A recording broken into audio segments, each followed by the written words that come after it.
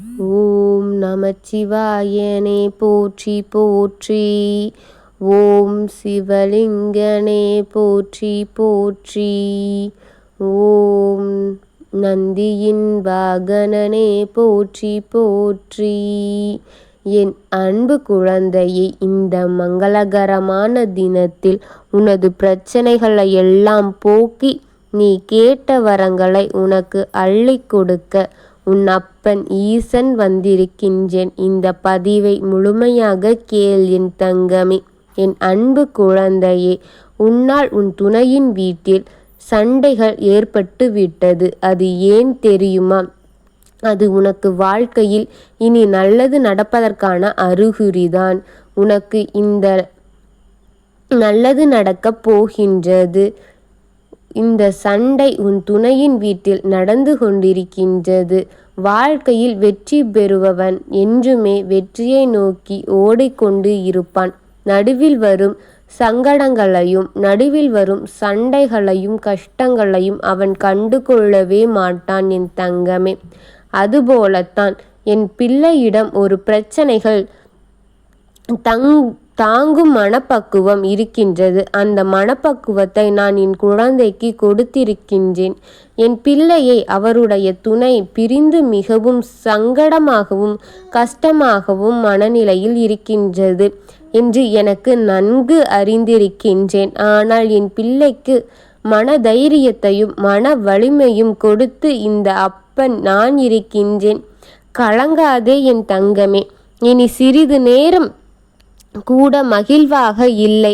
யாரிடம் பேசினாலும் சரி, எந்த வேலைகளில் நீ ஈடுபட்டாலும் சரி, உன் மனவலி மறந்து விடலாம் என்று சிறிது நேரம் வெளியில் சென்று இயற்கையுடன் உட்கார்ந்து நீ இருந்தாலும் சரி, அதை மறக்க பல முயற்சிகளில் ஈடுபடுகின்றாய். ஆனாலும் இதையெல்லாம் செய்தாலும் சரி, உன் மனதில் ஒரு ஓரமாக கவலையின் நீ மூழ்கிக் கொண்டிருக்கின்றாய். உன் மனதில் ஒரு எண்ணத்தில் மட்டும் அது ஓடிக்கொண்டே இருக்கின்றது.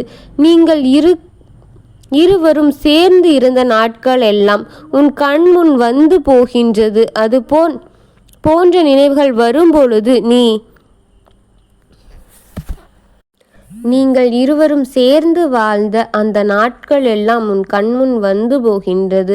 அது போன்ற நினைவுகள் வரும்போது நீ நரக வேதனை அனுபவித்து கொண்டிருக்கின்றாய். எதற்கு நாம் இருவரும் சண்டையிட்டு கொண்டோம் என்று யோசித்து கொண்டே இருக்கின்றாய். சிறிது ஒரு சண்டை, அதுக்கு இவ்வளவு நாட்களாக நாம் இருவரும் பேசாமலும் பார்க்காமலும் இருந்து கொண்டிருக்கின்றோமோ? என் மனதில் ஒரு ஓரத்தில் ஓடினால் கூட, இதற்கு அவர் என்னை இப்படி சொல்லிவிட்டாரே, இதற்காகவா என்னிடம் சண்டையிட்டு இப்படி தகாத வார்த்தைகளில் என்னை பேசி துரைத்து விட்டாரே என்று ஒரு பக்கம் என்ன ஓட்டத்தில் ஓடிக்கொண்டிருக்கின்றது. அதனால் உன் அப்பன் நான் உன் துணையின் வீட்டுக்கு சென்று எதற்காக நான் இப்படி செய்தாய், நான் அனைத்தையுமே புரிய வைத்து விட்டேன். அங்கு என் குழந்தையை உன்னை நினைத்து மிகவும் கஷ்டப்பட்டு கொண்டிருக்கின்றார். நீ அவளை புரிந்து கொள்ளாமல் இங்கு வந்து அமர்ந்து கொண்டிருக்கின்றாயே, உனக்கு இது நியாயமாக இருக்கின்றதா? நீ அவருடன் வாழ்ந்த நாட்களை நினைத்துப்பார். அப்பொழுதுதான் உனக்கு அவளின் அன்பும் காதலும் அவள் உன் மீது கொண்ட மிகுந்த பாசமும் உனக்கு தெரியும்.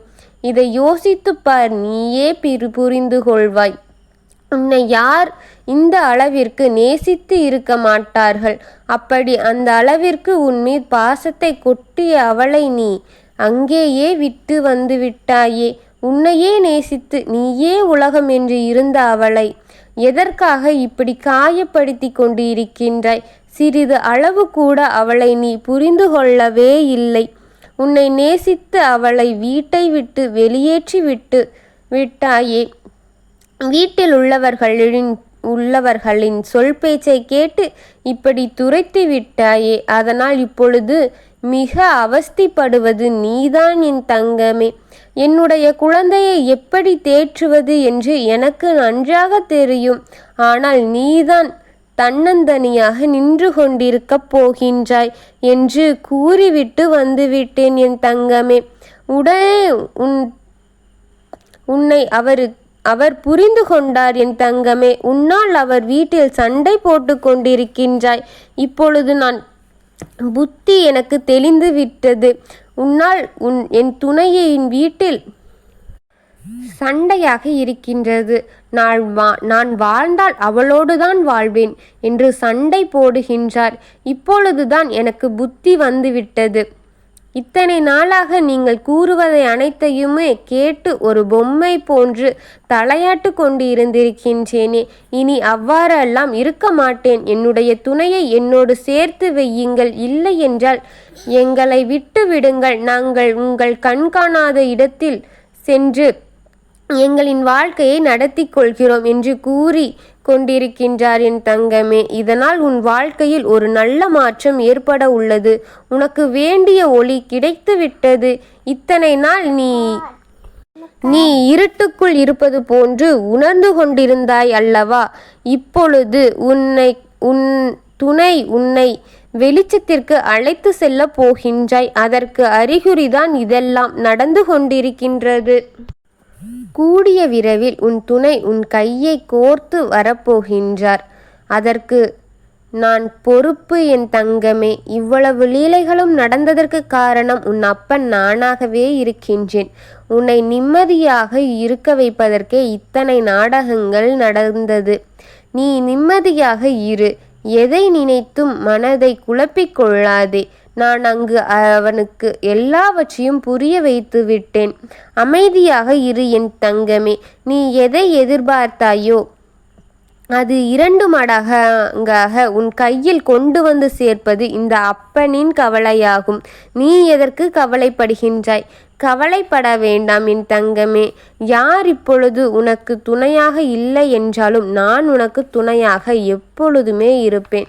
நீ எதை நினைத்தும் கண்கலங்கவோ கதறியளவோ கூடாது என் தங்கமே. உனக்காக இந்த அப்பன் என்றுமே துணை இருப்பேன்.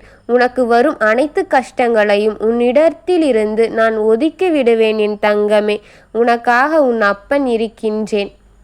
இப்பொழுது உன் துணைக்கு உன்னை பற்றி நான் புரிய வைத்து விட்டேன். உன் அன்பின் அருமையை அவர் புரிந்து கொண்டார் என் தங்கமே. இப்பொழுதே உன்னை தேடி ஓடி வரப்போகின்றார். அதற்கான செயல்கள்தான் இப்பொழுது அவரின் வீட்டில் நடந்து கொண்டிருக்கின்றது.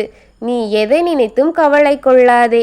அவர் நீ கண்மூடி விழிக்கும் பொழுது உன் கண் முன்னுள் வந்து நிற்கப் போகின்றார். ஓம் நமச்சிவாயனே போற்றி போற்றி. ஓம் சிவலிங்கனே போற்றி போற்றி. ஓம் நந்தியின் வாகனவனே போற்றி போற்றி. வாழ்க வளமுடன்.